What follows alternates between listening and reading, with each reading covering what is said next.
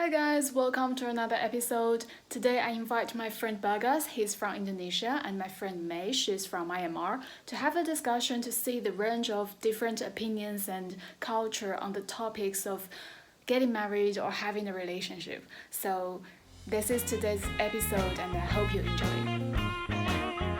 Oh my god, it's All just so right, great to see you. And how are you thank you. everyone? I'm We're good. good. It's so good to see you as well.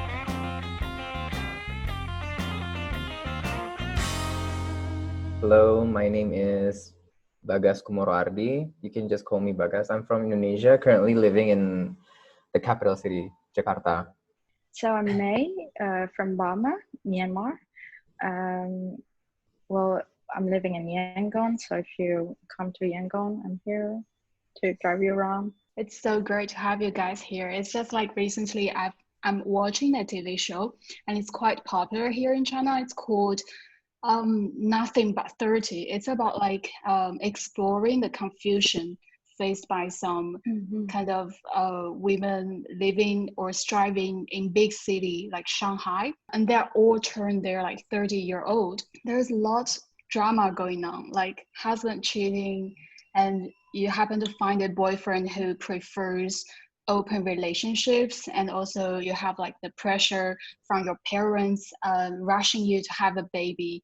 So that brings me the idea to have discussion with you guys to see, do we have the same kind of value when it comes to the topic of marriage and date. So I would like to bring you guys the first topic to our discussion, which will be like, I'm thinking, do you guys have like, in your culture, is there any beauty standard if such thing exists? In Indonesia, the beauty culture is really like immensely diverse. Like because maybe some of you guys knows that Indonesia is really has like tons of ethnicities. We currently have 300 ethnicities in Indonesia. Each provinces has their own like unique cultures. Each provinces has their own language. So I'm currently speaking as a person from Jakarta, from the capital city. Capital city itself has its own culture, but mostly it's just like a melting pot between like um, most Indonesians, expatriates, and then we have a lot of influence by China, and then Arab, India, and Western.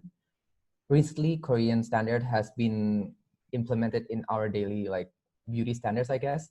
So currently in Jakarta, I will use celebrity and famous influencers for what do you call it, like for my standards, I guess. For women, we don't have a specific type of like hair that we prefer, as long as the hair looks really, what do you call it, like healthy and lush. And we prefer dark hair, maybe because we are still new with like coloring our hairs. Some people do prefer colored hairs like blonde or like orange or red or something. And then for face, it depends on the race of and the ethnicities of the person. If the ethnicities are, for example, my ethnicity is Javanese, we prefer the women with medium to light skin color, and then almond shaped eyes, and then like not necessarily thick but not thin lips, as long as it's symmetrical and looks nice, I guess.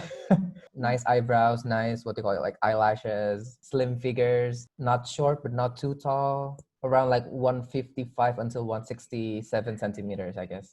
Yeah, and for the guys, it's a bit more relaxed than the girls. The guys, it doesn't matter what's your hair type, as long as it looks neat and short, and black or dark brown hair, really thick eyebrows.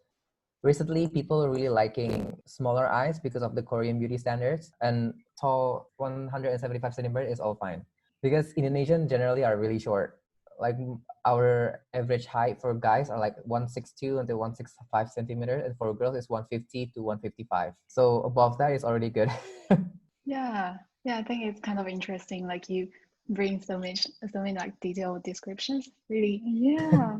Well, I really doubt that will be beauty standard. As long as you good, we're okay with it. Whether you're thin, whether you're thick, whether you're lighter or a paler skin tone or a darker skin tone, of course.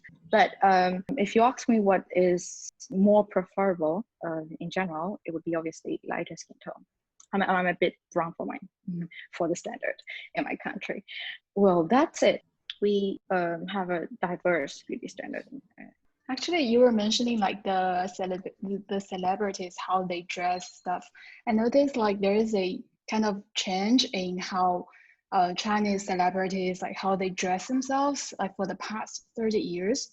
I think this has something to do with people's beauty standard, if such thing exists. It's like before in the 90s, we have really iconic movie stars and singers, and they're really dressing themselves in a very confident, kind of sexy, but not too seductive, you know, that kind of impression. But right now, it's more like you have to play innocent. You have to play cute, sweet, that kind of like sweetheart personality. Actually, how's like plastic surgeries are accepted in your country, and do celebrities do that a lot? Okay. Mm. In my country, plastic surgery is still kind of like a taboo things to do. People who got plastic surgery usually hush hush, you know, don't say a word, something like that. Indonesia is still a really religious country. Most Indonesians are Muslims, and Muslims is a big sin. It's a big no-no if you like do a plastic surgery.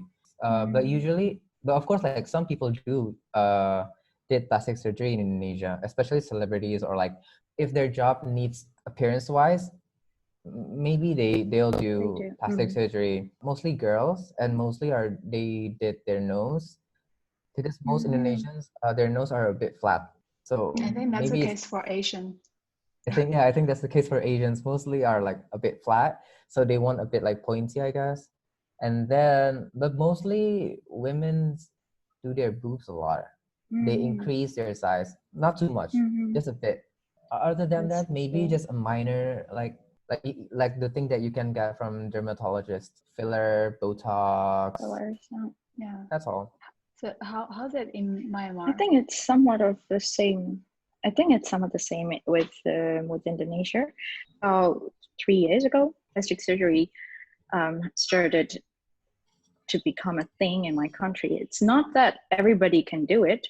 In most cases, they receive harsh criticism from the fans or from the people. But these days, well, in terms of Shen was saying, there are types like cute type or sexy type. We have both, so we do have both trend here. Probably it depends on what the age gap in the generations, and probably because I don't know much about the trends in my country. But what I do know is that because we're so close to Thailand, which is in Thailand, you know, it's quite open, and Right. it's available, you know, relatively cheaper than Korea. Right. I think a lot of Chinese do go to Korea to do such surgeries. But like recent years, we do have a lot of like hospitals to do such surgeries for people. And even in small cities like mine, you have already had like a lot of hospitals do such things. The most usual surgery people do is for their eyelid, like they want double eyelid. I don't know if this Double is how eyelid. you Yeah, call yeah, it. yeah. Yeah, and also nose actually. Yeah, so and people here do prefer lighter skin as well, and they really like girls who have like long legs, and skinny will be better than I guess thick. Yeah, but it's also we are influenced by the Western beauty standard that people started to appreciate like thick bodies. But yeah, for most celebrities are very, very skinny. I'm wondering like for you guys, what's your expectations when it comes to a relationship? Personally speaking, it would be, you know, beauty would be the last thing I'm concerned about. Of course, like you will only be attracted to regular looking at least, but it's not much of a thing personally. I guess it's the same as mine as well, but I'm gonna try to speak as the general populations, at least in Jakarta. Looks really quite important thing, especially for, unfortunately for women. They prefer women who's like at least slightly above average, you know, like like some kind of like, yeah, it's cute, she's cute, something like that. It depends on the person as well. If he's a Muslim and he's religious, of course he prefer girls who wears hijab. And then there are type of hijabs that people are okay with and people are not okay with. It's a whole different debate about hijab. But then like girls in Jakarta prefer guys who at least can look presentable and can look, and then after that, if they're okay visual wise, and then they will start to look from the inside. Yeah, I get that. I get that. Mm. Except like the look, what about other things you value? For example, does financial part matter when it comes to, you know, considering the relationship? Yeah. Really matters for most Indonesians. Money talks, you know. Like if you're rich, you like whatever you look like. If you're rich, then girls will just follow you, you know, something like that. I personally I don't like that because money is not everything. But still, we're looking from the average people, okay? Financial is important, but not like the most important. The most important is, I think, for most Indonesians are loyalty and be honest with each other. Yeah. How about like in Myanmar? Does money matter? Does money talk? In Myanmar, I'm sure, obviously, for every reason, financial situation and background matters, but because of the country's economics and financial situation, most of the younger generation are salarymen, and a lot of women are starting to work. I think what's important is like rather than being rich, their parents rich or their grandparents are rich, you know, rather than that, if you're self-sufficient, self-sustainable, and you earn your own money, you don't have to be super rich. I think the most important thing when we go from just dating to a serious relationship or getting married is that whether, because we're very much of a community-based culture, most of the girl, even after, mostly in my country, even after they got married, either they stay with their husband's parents or their parents.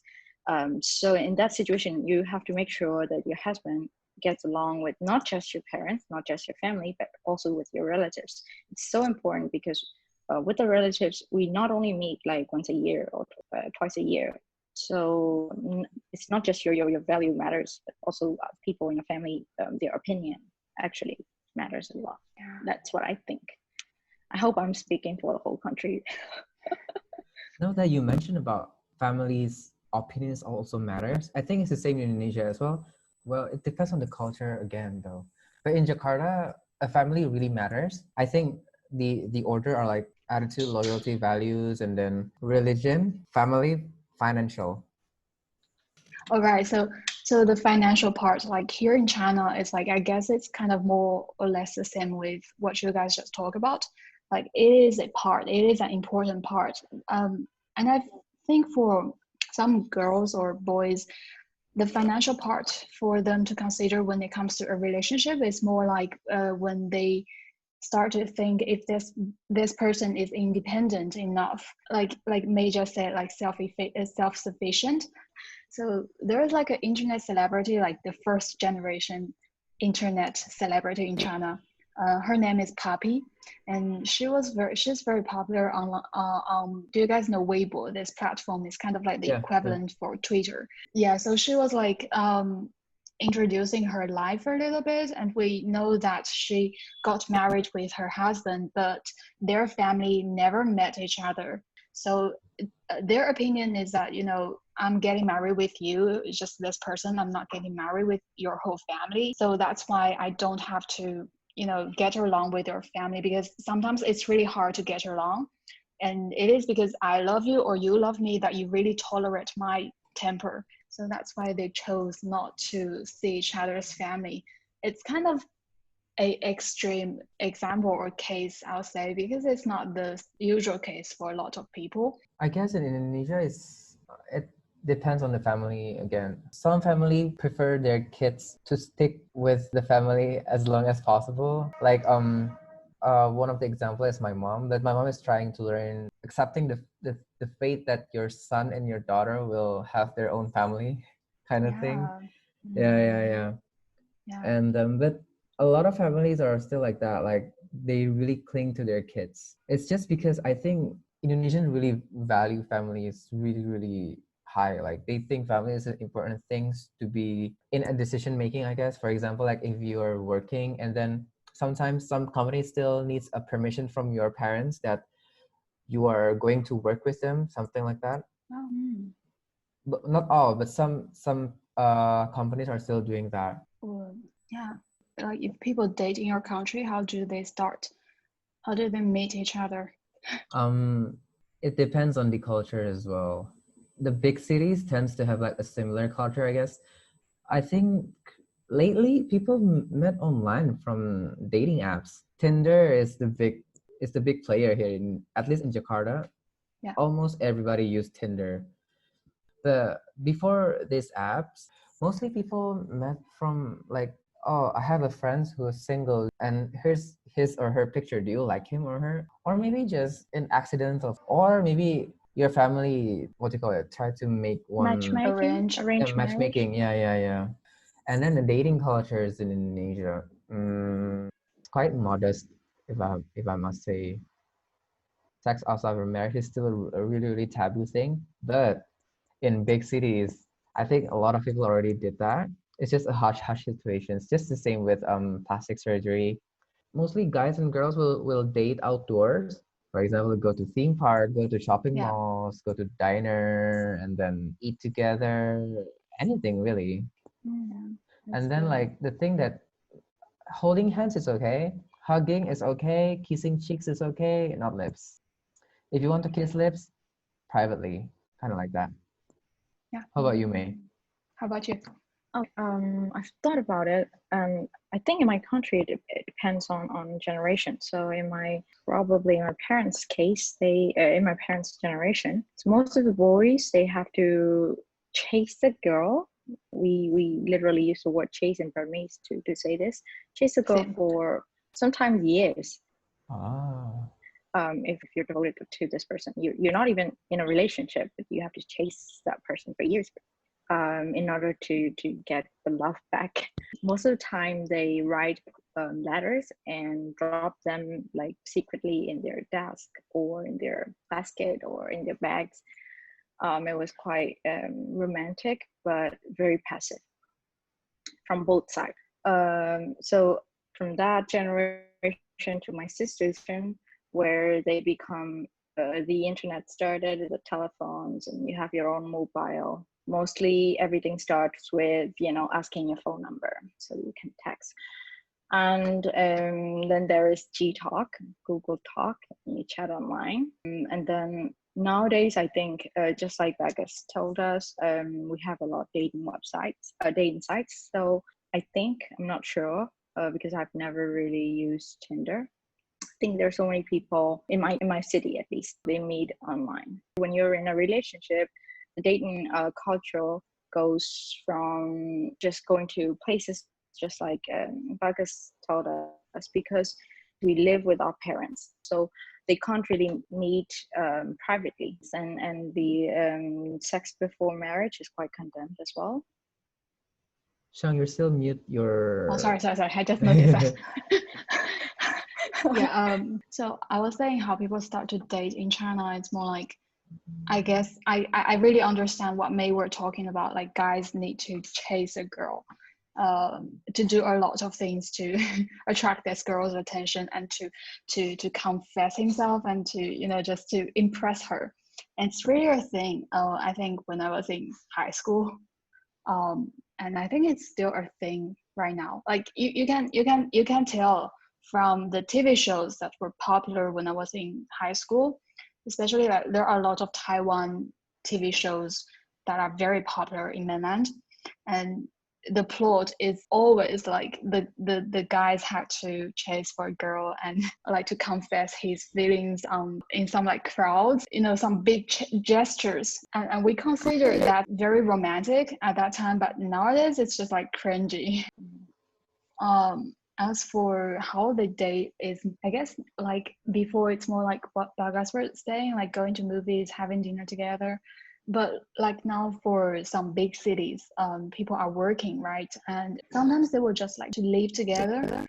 Well, it depends, but I know a lot of families are okay with that, and they kind of consider it as important for them to live together before getting married by moving in together with him or her. and that will help you to kind of make a better decision. But the thing is that so you need to convert this relationship into marriage. I guess that's kind of somehow interesting. Like they accept that you guys living in together, but they expect a result from this behavior. But again, China is a big country, so it definitely varies. It's the I same. It's the see. same thing happened to a lot of people that I know of, who are in a very long-term relationship, or like let's say 10 years or 8 years. They are eventually forced to get married by their parents and relatives. They're not living together, but just that, you know, a lot of people know that they're in a relationship.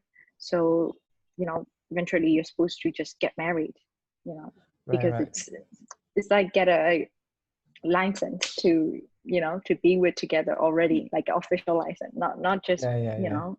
Yeah, that's interesting because like I think I fully agree with in China's case, but unfortunately, at least for me in my country, it's not like that because girls and guys live together before marriage is like, oh my God, it's a big no-no, like big no-no from every culture, from every religion aspect in Indonesia. A lot of places in Indonesia, we call it kos-kosan. What is it in English? I think it's kind of like a rented house, but it's just like a room, Love like a room. motels. No, no, it's not love motel. It's not love motel. It's actually a place that you rent for a monthly or yearly. And some places are okay if there are more than one people who lives inside a room. But it's either in the same gender, or if they're in the opposite gender, men and women, they have to have a marriage certificate. You have to show it to your Oh, landlord. I have a friend oh, who's living with her boyfriend currently, and when they are trying to live together in this room that they rent monthly, they need to fake a marriage certificate in order for them to be able to live together. oh, Hmm. oh, strict. Is it Really strict. required by the government, or is just the landlord asking? Is the landlord asking, but mostly are like that because there's a belief in Islam. Well, not everybody believes this, but most people are, what do you call it, like most landlords are using this rules because just to be safe. So Mhm. if there are some adultery means sex related activities before marriage happens in one specific area, in one specific house. If I'm not mistaken, 5 or 10 houses around it are going to have sin as well. Ah, Yeah, kind of okay. like that. So Mm. it's so people don't want to, what do you call it, like, yeah, just to be safe. So you need to guys to be married Oh, for you to be able to rent my place, for something like yeah. that. Yeah. Okay. In terms of living together in my country, it's I think it started in my mom's generation, or maybe that a few of the people started to live together with their boyfriend. So it's in like 90s, 1980s. And so living together right now, we don't necessarily require any certificate to do that, but because it is a closely knit community, your neighbor, if you live in an apartment with your boyfriend, your neighbors will know that, you know, there's a boy and a girl living in this apartment. They will know eventually that if you're not married, they're not married. Yeah. And religiously speaking, because mostly we're Buddhists, we have 5 sila, but I don't know how to explain it, like a rule that we have to keep, like basic Yes. rules.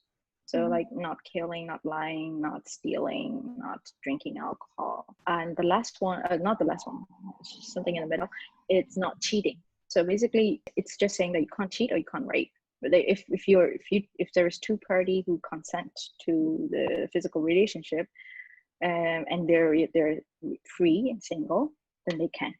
So religiously there is no specific boundaries or rules that about sex before marriage. But yeah, it is still a big taboo, and in the society really talks a lot.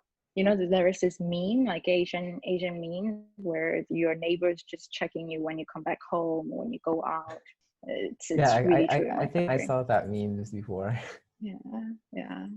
About hand holding, I was going to say something when Bagas bring up the hand holding part, that here in this country, we're not very comfortable with people dating casually.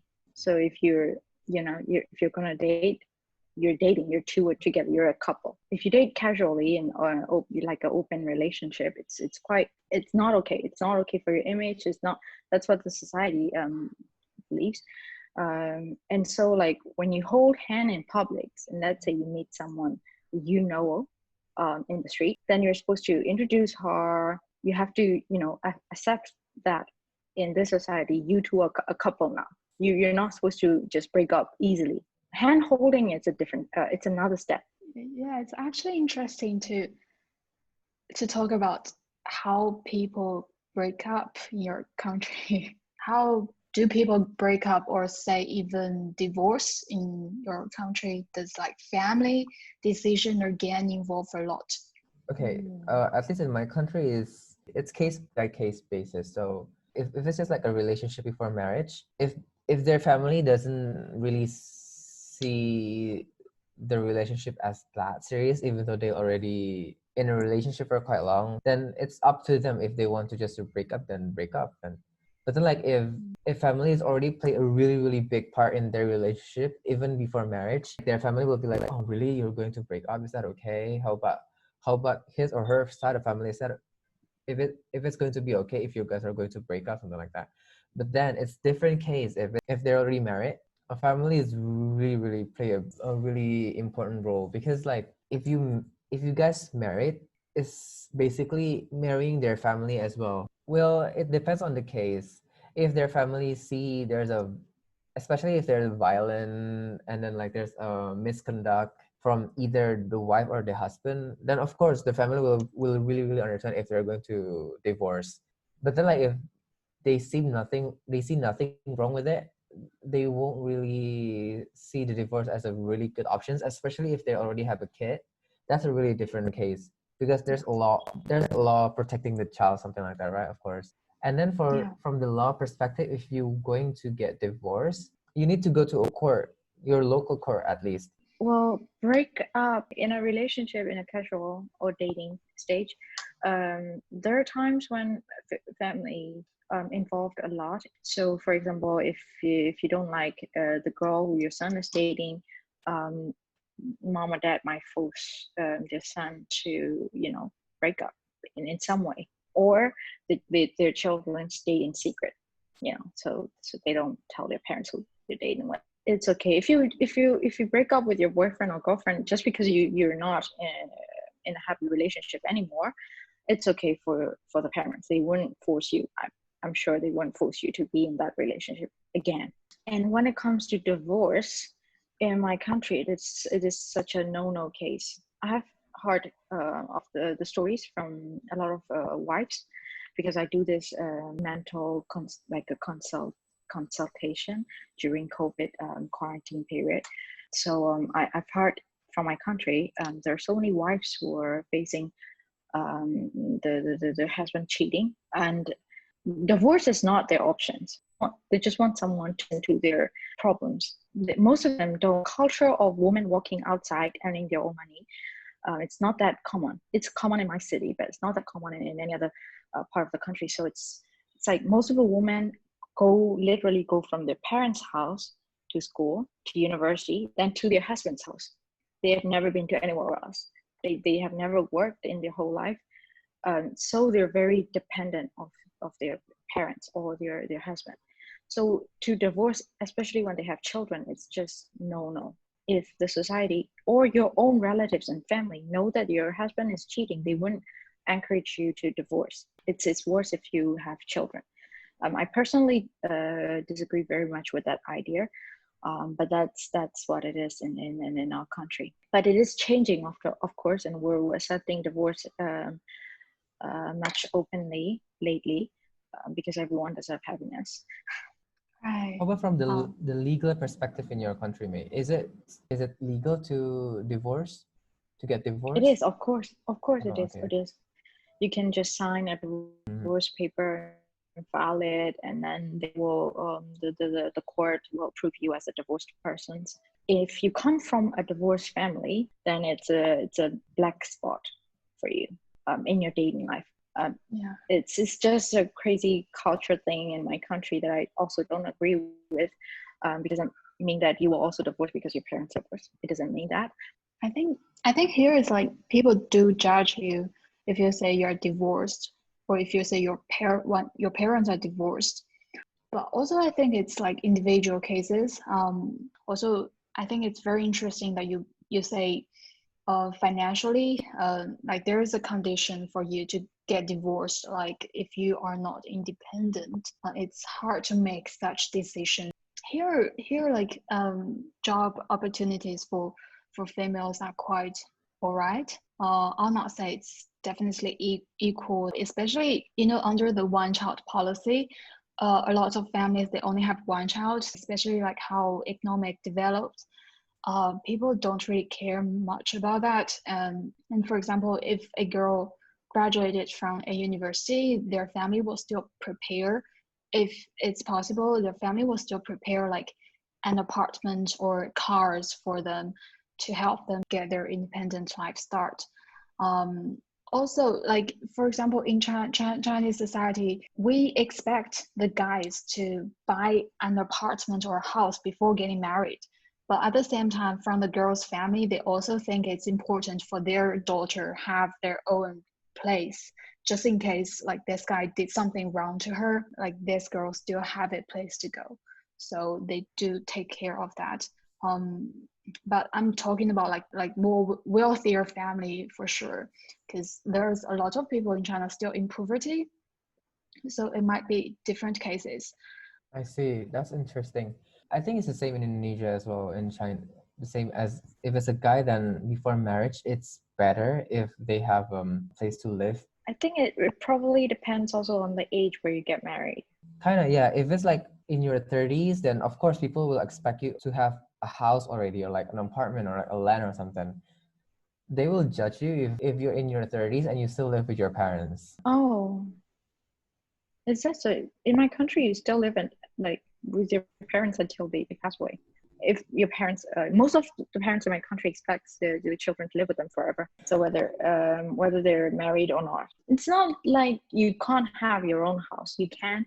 If I'm married, again, either I can have my own house, I live it with my parents, I live with their parents. So there are three choices. But if I'm not married, then I'm living with my parents forever, ever. I had this conversation with my dad and my parents like a lot of time, because I want my own place. But they're like, mm-mm. I think for here is like a lot of job opportunities are in big cities. So this 20-year-old graduates, if they are going to find a job in big cities, of course are going to have their own place, even though it's you're going to rent it. And some parents do prepare to buy houses or apartments for them in those big cities, because it's like the parents will help you to build up your small home, like prepare for the future. So they kind of really help a lot, and especially they only have one child. So far, I'm saying about the life in my city, which is Yangon. But the thing is, just like Shen said, for the children who come from the outside of Yangon to work in or study in this city, their parents either make them stay in this boarding houses with really strict landlord. They have their own curfew and all, just like they're living with their parents. Can't have boys over. So, but either like most of the boys that I've who come from outside of the city to work, they have their own place to stay. Somebody who is the same age as me who come to this city from another part of the country to work, they're much more independent, self-sustaining than me. I wouldn't even have a chance. So another question I would like to bring to you guys is that, does the society expect you to do something at some certain age and to achieve something at a certain age? Like generally my parents is like, you cannot have a relationship in high school, even in university time, and then you have to have a boyfriend right after you graduate. So it's like kind of really quick mind switch that they expect you to suddenly have something after you cross some age line. And they also set limitation for you, like my parents say you have to get married before 30 and you have to have a baby before that. So want to know your perspectives. In Indonesia, it varies a lot. Usually, in the older generations, they will get married. The extreme case is like 12 or 14 years old. When the girl's already started to get her period, then that means that the girl is ready to get married, something like that. But that is a long, long time ago. Maybe like my grandma's generations. But then now, at least in the big cities, as long as you already settled economically, both for the guys and the girls, then you're ready to get married. So maybe around like 23 until 30, those age are quite okay if you want to get married. After 30, people will try to make like, you already exceed 30, please get married, please find a girlfriend, please find a boyfriend soon. It's a bit lower for girls. I don't know, is it medical or not, but there's a preconception that it's healthier for girls to get pregnant before the age of 30. So they expect girls to get married around my age, like 25, maximum 28, I guess. But it depends on the family again as well. And for dating in my generations, people expect you to start dating in high school. So like around like 16, 17. But parents usually expect you to start dating after you graduate from the university. True, true. How about you, May? In my country, I'm not sure about the younger generation, younger than me. In my case, I was, my parents give me this really shorter than what you have right now, but I guess short haircut. So I look like a boy in case I ever date. My whole life, this is the longest hair I've ever had, and it's just this year.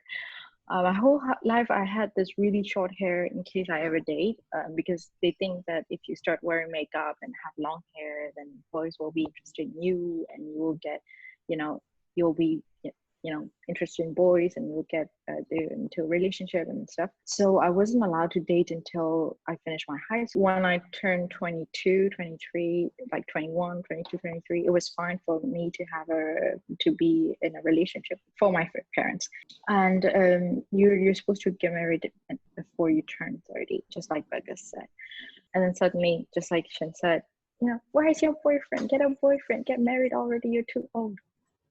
You're too young to date. And then suddenly, just get a boyfriend and get married already. They decide the dating period really, really short. And it's really hard to know someone. Yeah, I think it does take time to know someone. Right. I guess it's getting more and more common to see high school students getting abortion in schools. So it feels like the sex education is not adapted to where the society is now. Right. I agree with that as well. Yeah. I mean, now sex education in Indonesia is trying to get better, I guess. Still a long way to go, but at least the spirit is there now. At least in the big city, of course, because there's a lot of organizations that try to, try to educate the people that if you want to have sex before marriage, have it like safely, so you won't get pregnant, and like those, they're trying to like teach you about like contraceptive pills, yeah. And then condoms, something like that. Yeah, big cities. In my Okay, big city. country, I wonder if it's legal for your countries to do abortion, but in my country it's not legal. So there It's legal here. are cases where they just have to give birth at young age. Also about the sex education in my country, very recently they tried to include sex education into the curriculum, high school, and it was criticized very much by so many parties because the content of sex education is not educative enough for the children to understand what's going on. And also there are people who are totally against sex education. They're just saying like when they get old they will learn by themselves and all. No? So in my country there are a lot of conservative older generation. It's still very hard for all of us to with the generation gap and all their beliefs and all their cultural norms and how we don't accept them and all. But yeah, so in my country, yeah, abortion is not okay. So a lot of people die during the process. Terrible. Terrible. That's yeah. I think it's also related to the physical difference between, you know, male and female. Like people expect the females to carry a baby before their 30s for health concerns. I watched a video or sorry, I don't remember her name, but there's like a woman talking about her experience of freezing her egg at a young age, and she says like that definitely set herself free, that she feels everything is not so in a hurry. All right, let's do a goodbye. Thank you so much, like, for being here and sharing your opinions and your, you know, different perspectives and your culture. That's really amazing. Thank you for having me. No, thank you guys for being here. It was a really nice discussion. It's really interesting. All right then. Thank you for having me. Thank you. Bye bye.